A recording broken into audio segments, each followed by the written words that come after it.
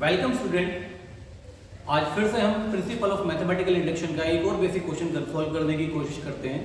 कल की वीडियो जो हमने डाली थी उसमें हमारा जो स्टेटमेंट था वो विजिबल नहीं था। उस कमी को दूर करने के लिए दोबारा फिर से 1 मिनट फिर लगाएंगे और इस चीज को क्लियर करने की कोशिश करते हैं। आपके पास एक स्टेटमेंट है Pn, जहां n नेचुरल नंबर को रिप्रेजेंट करता है। अगर हम अपने स्टेटमेंट Pn को वेरीफाई करने की कोशिश कर रहे हैं, इसको वैलिडेट करने की कोशिश करते हैं, तब आपको ये काम 3 स्टेप में करना पड़ेगा। सबसे पहला स्टेप आपका बोलता है स्टेप नंबर 1 कि check whether the given statement is true for n equal to 1। यानी कि आप इसको चेक करेंगे, वेरीफाई करेंगे n इक्वल टू 1 के लिए। सेकंड स्टेप बोलता है जब आप इस स्टेटमेंट को n is equal to k के लिए एज्यूम करेंगे। पॉइंट टू बी नोटेड, आपको सिर्फ एज्यूम करना है, वेरीफाई नहीं करना है। आप अपने स्टेटमेंट Pn को एज्यूम करेंगे n इक्वल टू k के लिए। थर्ड स्टेप बोलता है आप अपने स्टेटमेंट को k प्लस 1 के लिए यानी कि equal to n is equal to k1 के लिए इसको वेरीफाई करेंगे। और जब k प्लस 1 के लिए आप इसको वेरीफाई करें और आपका वेरिफिकेशन क्लियर हो जाए, तब हम क्लियरली कह सकते हैं हमारा जो स्टेटमेंट Pn है वो ऑल नेचुरल नंबर्स n के लिए वैलिडेट करेगा, यानी कि हमारी कंडीशन वेरीफाई हो जाएगी। आइए आपके पास फिर से क्वेश्चन है, इसको सॉल्व करने की कोशिश करते हैं। आपके क्वेश्चन दिया है show that for every n belongs to capital N हमारा नेचुरल नंबर को रिप्रेजेंट कर रहा है। उसके किसी भी नंबर को हम अगर ले लें तो यानी कि फॉर एग्जांपल हमने ले लिया स्मॉल n की वैल्यू हम 3 ले सकते हैं, 5 ले सकते हैं, जो आपका मन करे वो n की वैल्यू लीजिए और आपको वेरीफाई करना है कि 7 power n minus 3 power n divisible by 4 होगा। Point to be noted, 7 power n minus 3 power n divisible by 4 होगा।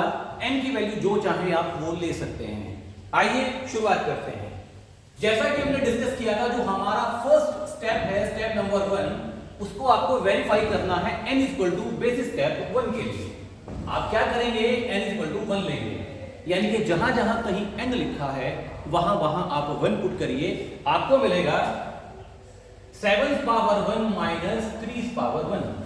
n की वैल्यू आपने पुट की और 7 पावर 1 की वैल्यू आपकी 7, 3 पावर 1 3 इज इक्वल टू 4 और 4 को आप 4 से डिवाइड इजीली कर सकते हैं। इट मींस ये जो रिजल्ट आया है ये डिविजिबल बाय 4 है। अगेन स्टेप सेकंड आपका बोलता है कि आप इस चीज को एज्यूम कीजिए n इक्वल टू k के लिए। आपको क्या करना है, आपको एज्यूम करना है n is equal to k के लिए। आप क्या करिए, n इक्वल टू k के लिए इसको एज्यूम करिए तो आपको स्टेटमेंट मिलेगा 7 power k minus 3 power k is divisible by 4। Divisible by 4। यहां एक छोटी सी चीज जो मैं आपके सामने डिस्कस करूंगा। डिविजिबल बाय 4 का मतलब है कि कोई भी नंबर जो आपके पास अवेलेबल है, इट मींस उस नंबर में कहीं ना कहीं 4 की मल्टीप्लिकेशन है। और अगर उस नंबर में 4 की मल्टीप्लिकेशन है, जब आप उस नंबर को 4 से डिवाइड करोगे तो वो डिविजिबल हो जाएगा। यहां एक काम करते हैं, आपने कहा कि ये 7 पावर के माइनस 3 पावर के डिविजिबल बाय 4 है, तो यानी कि कहीं ना कहीं एक ऐसा नंबर जरूर है जिसको आप 4 से डिवाइड कर सकते हैं। जब आप इस नंबर को 4 से डिवाइड करेंगे तो जो रिमाइंडर आएगा वो रिमाइंडर कुछ भी हो सकता है। उसको हम थोड़ी देर के लिए लेट कर लेते हैं और मान लेते हैं कि ये m है। इट मींस जो रिजल्ट हमारे पास आया है वो डिविजिबल बाय 4 है। और डिविजिबल बाय 4 होने की कंडीशन ही यही होती है कि उसमें कहीं ना कहीं 4 की मल्टीप्लिकेशन अवेलेबल है। इस चीज को मैं फिर से दोबारा शब्दों में लिख लेता हूं कि इट मींस मल्टीपल बाय 4। ये जो रिजल्ट हमारा आया है ये मल्टीपल बाय 4 है। ये हमने एज्यूम किया है। अब थर्ड स्टेप पे चलते हैं। स्टेप 3 बोलता है prove this for n is equal to k plus 1। आपको क्या करना है, आपको इस क्वेश्चन को अब n equal to k plus 1 के लिए प्रूव करना है। इट मींस जहां जहां कहीं भी स्टेटमेंट में n लिखा था वहां वहां अब आप k प्लस 1 लिखेंगे। तो आपको मिलेगा 7 power k plus 1 minus 3 power k plus 1। यहां जो सबसे मेन चीज कंसंट्रेशन की आपकी ये है, आप लोगों को एक स्टेटमेंट मिल गया, आपको स्टेटमेंट मिला 7 power k plus 1 minus 3 power k plus 1, लेकिन इसके अंदर कहीं ना कहीं हमको ये वाला पार्ट भी लेके आना है।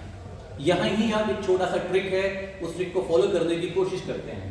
आप लोग जानते हैं जब भी कभी मल्टीप्लिकेशन करते हैं किसी नंबर्स की, तो उनकी जो पावर है वो ऐड हो जाती है। तो अगर आप इस पावर को एक्सपेंड करने की कोशिश करें तो आपको मिलेगा 7 इंटू 7 पावर k, और इसको हम एज इट इज रख लेते हैं इंटू 3 पावर k प्लस 1।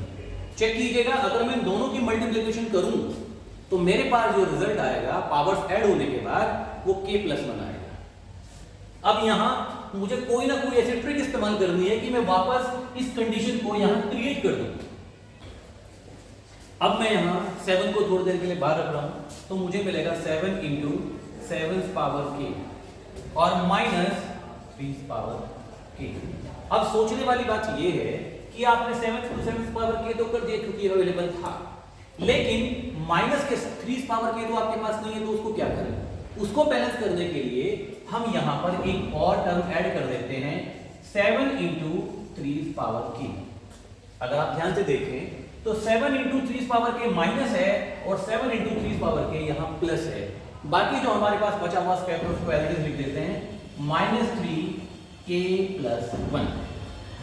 अगर आप इस चीज को ध्यान से देखें तो ये जो हमारे पास स्टेप है ये एज इट इज है, तो आप यहां क्या कर सकते हैं, आप यहां 4m एज कॉपी कर सकते हैं, कॉपी तो नहीं कर सकते, 4m लिख सकते हैं। तो आप क्या करें, इसकी जगह लिखें 7 इंटू 4m और प्लस यहां अगर आप देखें ध्यान से तो कुछ कॉमन आ सकता है। यहां भी मेरे पास 3 पावर k है, वहां भी मेरे पास 3 पावर k है, तो मैं क्या करूं, मैं यहां से 3 पावर k कॉमन ले लूं तो मुझे मिलेगा 7 माइनस 3। ये स्टेप मेरे पास है। अब इसको फर्दर में लिखता हूं तो मुझे मिलेगा 4m इंटू 7 और प्लस 3 पावर k इंटू 4, यानी कि दोनों स्टेप में मेरे पास 4 अवेलेबल है। अब मैं इसमें से 4 को कॉमन ले रहा हूं तो मुझे मिलेगा 4 into 7m plus 3 power k।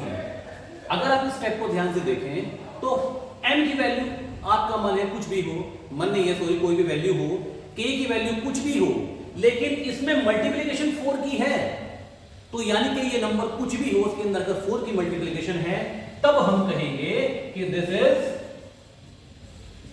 Multiple bye 4, this is multiple bye 4।